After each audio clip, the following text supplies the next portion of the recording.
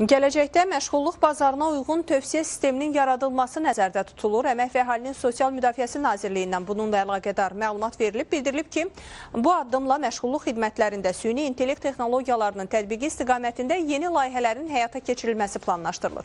Planlaşdırılan sistem özündə hansı üstünlükləri birləşdirir? Canlı bağlantıda olan əməkdaşımız Fidan Mədətova xəbər verəcək. Salam Fidan, buyur söz səndə.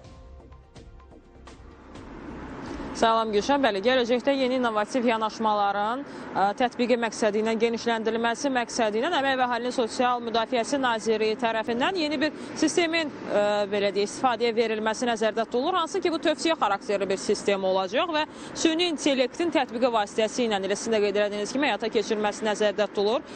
Bu proses məhz məşğulluğa töhfə vermək üçün həyata keçiriləcək. Belə ki, vətəndaşın bilik və bacarıqları, təhsil səviyyəsi, maraq dairələri həmin sistemin içərisində öz əksini tapacaq və buna uyğun olaraq da vətəndaşa uyğun vakansiyalar artıq süni intellektin köməyi ilə tövsiyə olunacaq və sizə uyğun 5 vakansiya başlığı altında həyata keçirilməsi nəzərdə tutulur. Yəni ilkin mərhələdə 5 vakansiyanın təqdim olunması nəzərdə tutulur və bununla da məhz bu prosesin həyata keçirilməsi ilə də vətəndaşların öz maraq dairələrinə uyğun peşə və bilik bacarıqlarına uyğun vakansiyalarla təmin olunması, məşğulluğa töhfə verməsi də nəzərdə tutulan istiqamətlərdən biridir deyə bilərik və bəli, bir daha vurğulamaq istəyirik ki, və bir məqamı da sizinlə bölüşmək istəyirik ki, eyni zamanda sistem işə götürənlər üçün uyğun namizədlərin daha operativ müəyyənləşdirilməsinə dəstək verəcək və əgər vətəndaş hər hansı bir işə qəbul olunarsa və həmin sahədə çalışırsa, artıq onun əmək müqaviləsi də həmin sistemin içərisində öz əksini tapacaq.